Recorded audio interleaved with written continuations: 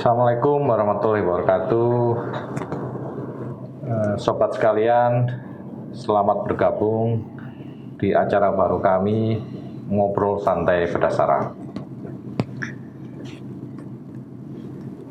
Saya Dr. Asra Al-Fauzi, spesialis bedah saraf, mungkin sering dipanggil Dr. Asra, konsulen di Brain and Spine Center Surabaya. Pada kesempatan kali ini ingin mengajak sobat-sobat sekalian untuk ikut berdiskusi terkait topik-topik terkini dan isu-isu di masyarakat terkait penanganan penyakit di bidang bedah saraf. Dan saat ini saya bersama Dr. Kevin. Kevin ini adalah dokter yang yang sangat intens terkait dengan pelayanan bedah saraf di Indonesia, karena dia ini saat ini sedang magang di institusi kami, dan kebetulan beliau ini punya pengalaman sempat melakukan intensif dan juga kerja di daerah di luar Jawa gitu. Yang saya tahu beliau dari Tarakan, ya, betul ya? Benar, dokter. Iya, Dr. Kevin ini dari Tarakan, di mana di Tarakan itu beliau melihat bahwa pelayanan terkait kelainan saraf, terutama terkait otak dan tulang belakang itu masih challenging ya, masih menantang, masih perlu perbaikan karena kekurangan SDM dan fasilitas. Betul ya? Benar, dokter. Sangat benar. Iya. Gimana menurut Anda waktu Anda di Tarakan itu? Oke, jadi pertamanya saya izin perkenalan dulu mungkin dokter ya, soalnya kan ini kan baru. Iya. Ya, jadi saya mungkin ada beberapa orang yang mungkin banyak yang masih belum kenal. Nah, kalau saya Kevin, saya asal dari Tarakan. Ya, saya pelayanan agak sedikit lama lah di Tarakan. Kalau pelayanan bedah saraf ataupun trauma, stroke di Tarakan mungkin lebih sedikit challenging kan dokter, karena SDM spesialis bedah saraf pun ada satu, alat bahan untuk tata laksana bedah saraf pun kurang kalau di Tarakan. Jadi kebanyakan ya pasien bedah saraf itu lebih dirujuk ke center-center yang memiliki alat yang lebih lengkap. Bukan hanya di Tarakan saja, waktu itu saya internship dokter seperti di Sumatera Selatan, itu agak sulit memang, nggak ada dokter spesialis bedah saraf lagi di rumah sakit saya. Di sana ada pasien-pasien indikasi operasi itu rata-rata nggak bisa dirujuk karena jauh dan lama. Ya dokter, jadi ya mungkin lebih seperti itu dokter. Mungkin ini kan Dr. Kevin baru perkenalan, mungkin supaya wajahnya mungkin Pak. Boleh dokter, siap. Jadi saya izin buka masker dokter ya. Kita sudah sesuai SOP ya. Iya dokter. SOP saat COVID ya, kita dokter-dokter di rumah sakit sudah menjalani tes dan precaution sesuai dengan SOP COVID ya. Iya dokter. Kira-kira ya Kevin, itu kasus-kasus apa yang sering Anda dapatkan di daerah itu? Oh, kalau di daerah, kalau dulu saya, kalau waktu saya bekerja dokter, rata-rata itu kecelakaan dokter. Rata-rata ada yang kecelakaan ditabrak motor, karena mungkin rata-rata pasiennya tuh nggak terlalu aware atau nggak terlalu berhati-hati kalau misalkan membawa motor. Jadi rata-rata bawa motor jatuh, rata-rata kepala mereka nyungsep, jatuh kena ke aspal. Ada skull defect atau ada defek tulang biasanya itu dokter kalau di pemeriksaan awal, kita awal-awal. Jadi terus begitu misalkan pas pasiennya itu datang, misalkan ke puskesmas, biasanya itu nanti keluarga pasien itu udah nangis-nangis tuh dokter. Udah marah-marah, seperti misalkan kepalanya berdarah kayak gini. Apa kan kadang-kadang kalau seperti orang-orang yang seperti misalkan saya berpraktek di puskesmas kan dokter kan, pasti kan alat dan bahan kurang. Kalau menurut dokter sendiri tuh gimana sih dokter untuk manajemen awal kalau misalkan alat dan bahan kita kurang nih dokter, kurang banget. Misalkan nggak ada collar neck. Kalau dulu di puskesmas tuh collar necknya sempit tuh dokter, sempit, nggak baik kan. Ngerti. Jadi kira-kira apa sih yang harus saya lakukan sebagai dokter umum nih kalau misalkan di Fasiankes yang tidak memiliki alat dan bahan yang lengkap, Iya, apa yang harus kita lakukan, dokter? ya, jadi begini ya. Ya ini Dr. Kevin sudah menjelaskan ya fenomena di daerah di lapangan terkait kasus yang menurut saya ya masih banyak ya karena akibat kecelakaan lalu lintas ya. Itu adalah trauma kepala atau di bahasa awamnya itu gegar otak itu ya. Ya gegar otak itu sering sebenarnya adalah istilah lain dari suatu perdarahan otak akibat trauma kepala ya, head injury ya. Head injury itu ya tidak semua ya, tapi beberapa itu mengancam jiwa. Ya, inilah problemnya. Ya. Sehingga kadang-kadang satu-satunya untuk menyelamatkan jiwa itu adalah ya dioperasi. Ya, diambil perdarahannya itu segera. Problemnya adalah tindakan ini harus dilakukan di fasilitas yang bagus, yang lengkap ya. Karena organ otak itu organ yang sangat sensitif gitu ya, sensitif. Jadi operasi harus cepat ya, pakai alat canggih ya, kemudian dilakukan oleh spesialis bedah saraf. Bukan canggih ya, tapi spesifik lah gitu ya, spesifik. Kemudian fasilitas intensive care atau semacam ruang ICU-nya lah itu harus maksimal juga gitu, optimal lah gitu ya. Karena pasca dilakukan tindakan harus perawatannya itu salah satunya di ICU. Oh iya, Nah, itu salah satu yang menentukan keberhasilan penanganan dan menyelamatkan jiwa pasien. Problem di daerah ini yang nggak ada, ya. Jadi memang itu suatu problem kita bersama. Saya kira kita semua dokter bedah saraf, ID, kemudian pemerintah juga memikirkan hal ini ya. Sehingga untuk SDM dan fasilitas ini menurut saya sudah banyak kemajuan sih ya. Tapi memang perlu lebih ditingkatkan lagi.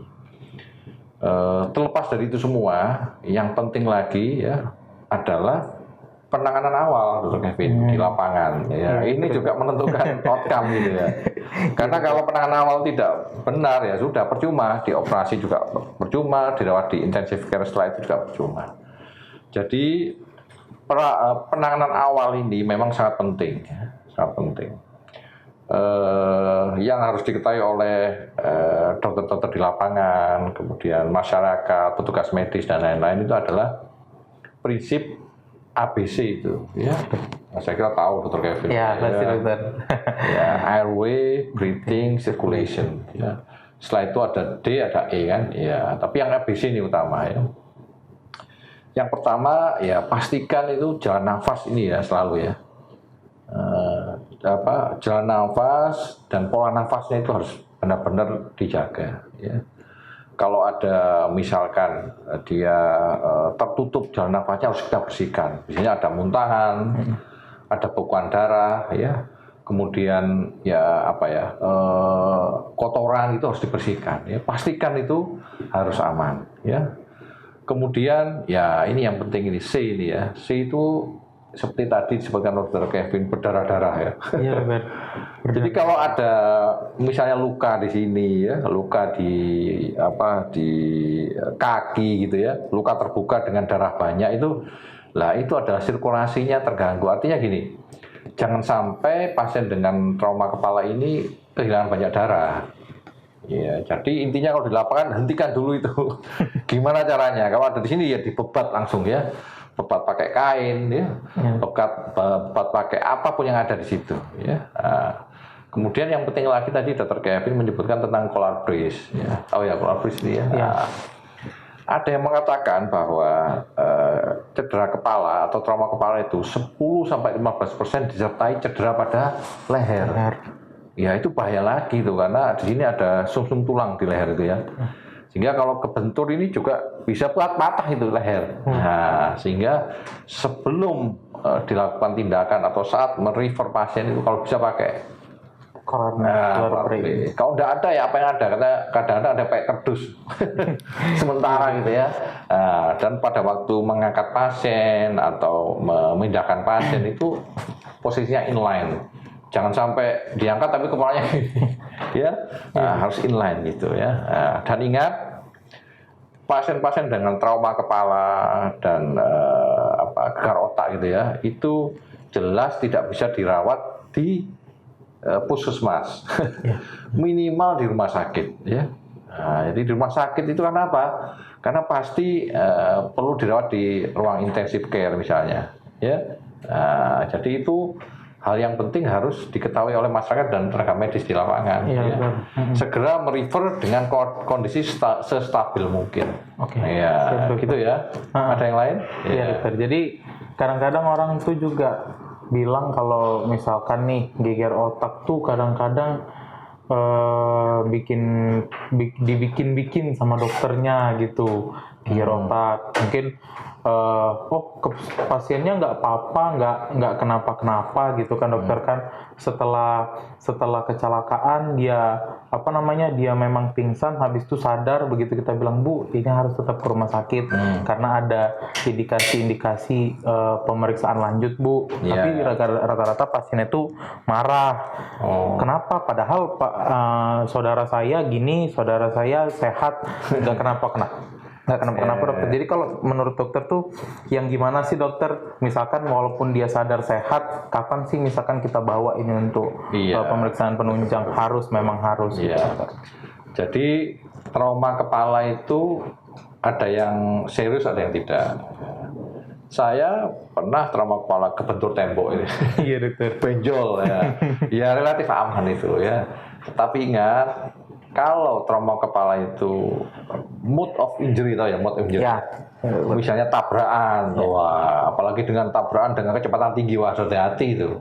Dari situ kelihatan bahwa traumanya berat. Nah itu ya. Kemudian kenapa sih harus aware ya trauma kepala?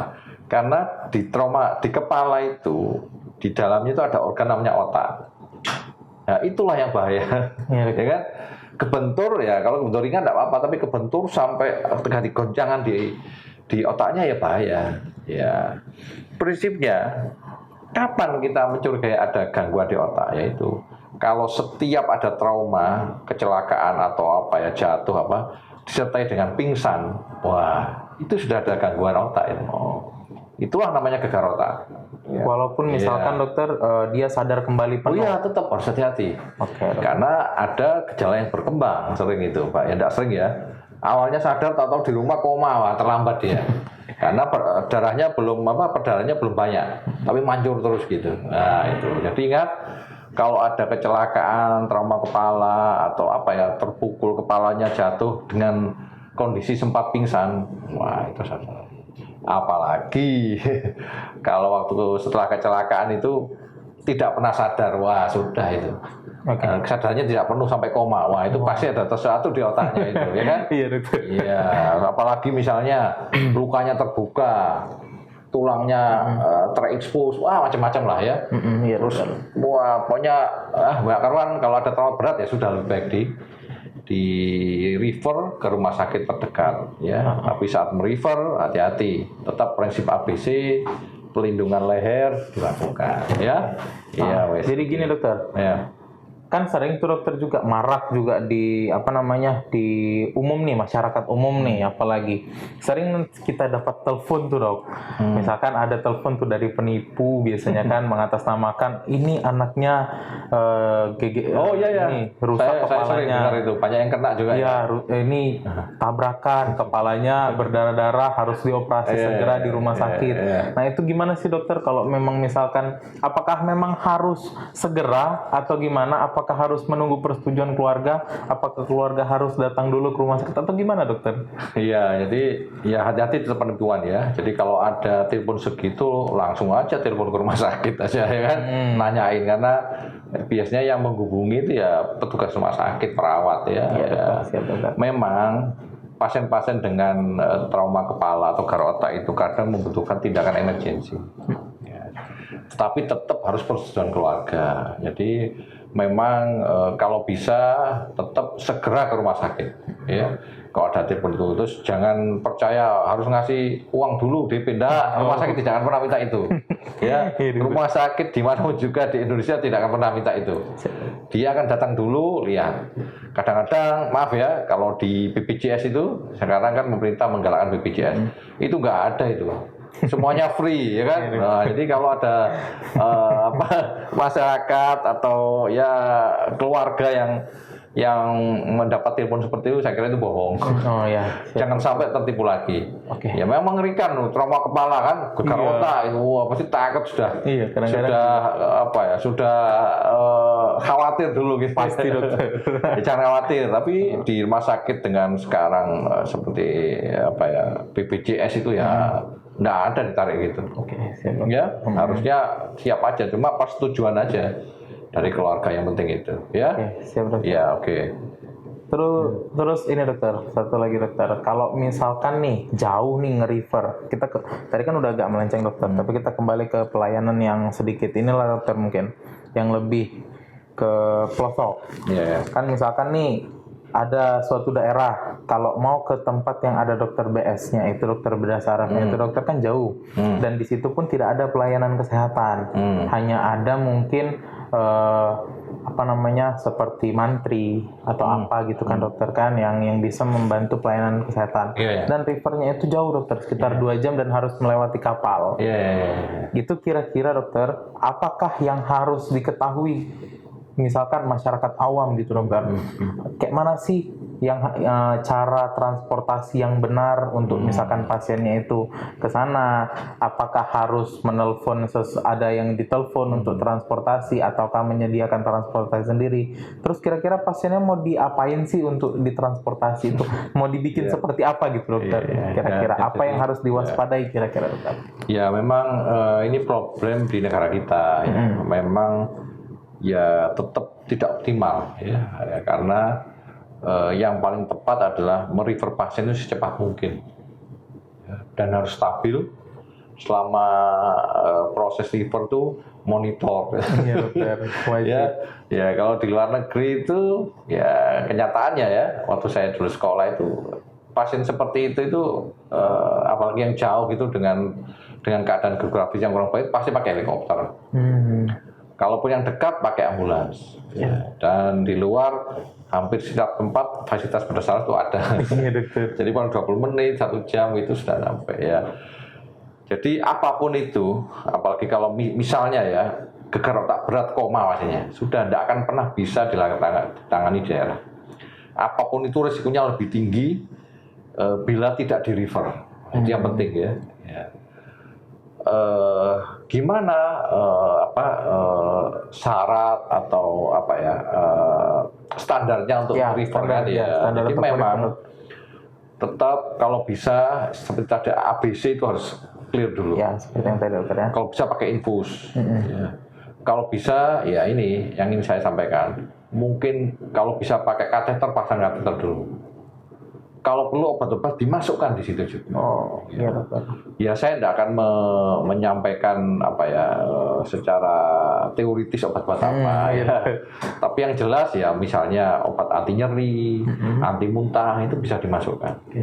Apalagi kalau ada puskesmas ada obat anti kejang misalnya, obat manitol tahu ya, manitol itu bisa dimasukkan dulu. Oh, oke. Terus memang idealnya ya pakai oksigen. Tahu ya, oksigen tabung itu kalau di ambulan nggak ada. Iya, biasanya ada dokter kalau di ambulan. Betul, itu dan tensi harus stabil. Makanya infus harus. Kadang NG tube sudah dipasang dulu macam-macam. Itu paling ideal ya. Iya dokter. Ya kalau memang di pelosok yang sulit itu akan sulit, tapi yang jelas seoptimal mungkin bisa di refer. Ya minimal infus lah, masuk sama oksigen kalau bisa ya. Berarti setidaknya positioning pasien bagus, ABCD-nya clear dokter ya. Airway breathing circulation clear. Lalu pasiennya juga disiapkan, diposisikan kalau bisa menggunakan kelarnek, lalu pokoknya semaksimal mungkin diberikan initial management ya, infus, oksigen ya kan. Iya dokter. Iya, obat-obat tertentu disuntikkan, nggak masalah gitu. Siap. Ya. Terus kalau misalkan sudah dirujuk nih dokter, nah pasiennya sudah dirujuk, kira-kira yang dilakukan di rumah sakit untuk pasien-pasien trauma ini biasanya apa sih dokter? Oh ya, jadi gini, pasien trauma kepala itu memang penanganannya itu multimodality tau ya, Iya, dokter. multimodality. Mulai dari penanganan obat-obatan, ya, penanganan intensif di ICU, sampai kalau ada indikasi ya dioperasi. Ya dokter. Nah, itu ya. Ya. Jadi ketiga pelayanan ini ya harus di rumah sakit memang, apalagi ada intensive care kan. Biasanya kalau pasien koma dengan pasca kecelakaan itu ya diintubasi tau ya. Pasang respirator, pasang ventilator. Nah, seperti itulah ya. Kalau ada indikasi operasi ya dioperasi segera. Kalau enggak, operasi kan untuk life saving, menyelamatkan jiwa. Ya. Benar. Operasi diambil perdarahannya itu gitu. Operasinya apa ya diambil perdarahannya? Kadang-kadang mungkin ada yang pernah ada ya keluarga atau teman atau sanak saudara, teman kantor yang pernah operasi. Kadang-kadang operasinya itu maaf sekali lagi sepertinya namanya dekompresi ya. Iya, Ya, tulangnya sementara tanpa tulang ya. Itu memang untuk menyelamatkan jiwa. Kelihatannya mengerikan tidak? Ya. Nanti kalau sudah bagus, maaf ya, namanya operasi kranioplasti, kembalikan lagi. Iya, gitu, ya. Nah, itu adalah salah satu modalitas terapi yang memang harus dilakukan. Karena apa? Yang bikin pasien koma, pasien trauma kepala koma itu adalah bengkak otak. Ya, bengkak otaknya menekan ke dalam. Iya dokter. Dengan adanya dekompresi tanpa tulang itu bengkaknya bisa keluar lagi dokter. Ya, jadi, dan itu sudah terbukti menyelamatkan jiwa. Ya, dan itu masyarakat, tenaga medis, dokter-dokter umum di daerah harus tahu juga itu apa yang harus dilakukan. Ya. Dan juga untuk menilai yang penting ini kenapa harus ke rumah sakit ya, minimal rumah sakit kabupaten ya atau rumah sakit ya yang ada fasilitas tertentu, terutama adalah fasilitas CT scan. Tahu ya CT scan ya? CT scan dokter. Karena untuk mendiagnosis cedera kepala yang mengakibatkan komplikasi pada otak itu dengan CT scan. Perdarahannya di mana, odemnya di mana, keadaan tulangnya gimana, ya kan? Kemudian apa yang harus dilakukan itu dengan CT scan itu. Di Puskesmas kan nggak ada CT scan ya? Oh jelas nggak ada dokter pasti. Ya sulit ya. Iya jadi ingat tetap refer ke institusi rumah sakit tertentu yang ada fasilitas minimal ya ada ruang ICU dan CT scan dan kalau bisa ya pelayanan bedah gitu. Bedah saraf dokter ya. Bedah saraf kalau bisa. Ya. Jadi gini dokter, kan jadi tadi dokter sempat bilang kalau misalkan nanti tulangnya diambil, disimpan ke bank jaringan dokter kan. Nah kadang-kadang kan mungkin pasien tuh juga ada yang berpengalaman keluarganya seperti itu dokter.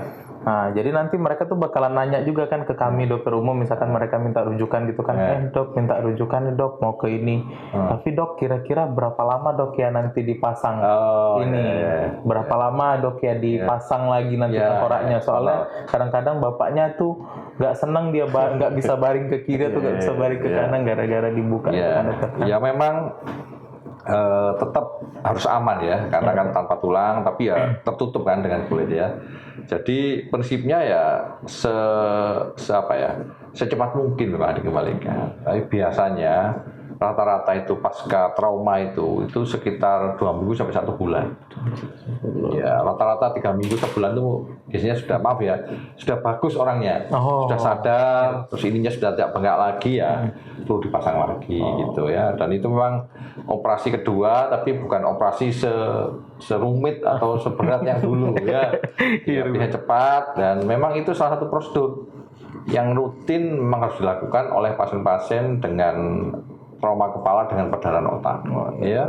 Iya, jadi itu ya sekitar 2 minggu 1 bulan. 2 minggu 1 bulan. Nah, berarti nanti bisa nih dokter, misalkan praktisi ini nanti dapat penambahan ilmu kalau misalkan, ya kan gitu kan dokter kan, kalau edukasi pasien apalagi kalau misalkan nanti entah pasien tiba-tiba nanya ke praktisi kan dokter kan umum apa kan biasanya kan pasien kan lebih nyaman nanya ke dokternya yang merujuk soalnya kan kadang-kadang dokter pasien itu suka cerita juga memang kan dokter spesialisnya sibuk cuman sebentar aja gini-gini udah disuruh pula gitu dokter kan. Jadi mungkin lebih ada pengalaman lah, mungkin ada tambahan lagi dokter kan untuk dokter praktisi umum untuk memberitahu ke pasiennya mungkin sekitar 2 minggu sampai 1 bulan dokter baru dilakukan pemasangan tulang tengkoraknya lagi. Betul. Aman nggak dokter kira-kira kalau misalkan tengkoraknya itu dilepas terus disimpan ke bank jaringan? Oh ya, jadi memang gini, bila ada fasilitas di rumah sakit untuk penyimpanan bahan-bahan seperti itu ya, istilahnya tissue bank namanya, itu baik. Karena tapi kadang-kadang bisa disimpan di tubuh sendiri. Ya. Kadang misalnya di sini ya, pastinya disimpan di bawah kulit di sini, disimpan di bawah kulit perut itu. Biasanya kalau saya koas dulu tuh memang nggak ke bank jaringan, dia ke di bawah perut disimpan. Betul itu ya. Seperti itu. Itu salah satu. Tapi kalau di beberapa tempat itu, seperti saya di Surabaya itu ada tissue bank. Oh iya. Jadi bank jaringan. Jadi aman di situ ya. Sterilitas, kemudian freezer sesuai dengan aturan gitu ya, sehingga tulangnya masih hidup gitulah ceritanya. Gitu. Oke, dokter. Terus gini dokter, kalau misalkan ke pasiennya sendiri dokter, kalau misalkan mereka tidak menggunakan tulang itu, apakah mereka aman juga di kepalanya gitu dokter? Oh iya, kadang-kadang gini ceritanya, pada pasien tertentu itu kadang-kadang kecelakaan menyebabkan tulangnya itu hancur gitu dokter, sehingga tidak bisa dipasang lagi ya. Ada istilahnya pemakaian tulang buatan gitu ya aman juga aman juga dokter, seperti kalau kecelakaan pasang pen gitu ya, plak itu sama gitu, tapi ini memang tulang buatan itu ya. Itu salah satu alternatif, tapi biasanya kita mengutamakan tulang sendiri. Oke, siap dokter. Ya, gitu ya.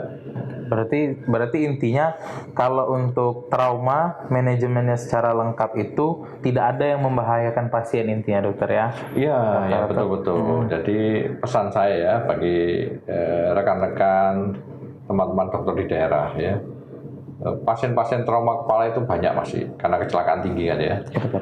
Dan pasien trauma kepala itu sangat membutuhkan tindakan emergensi. Karena waktu menentukan prognosis.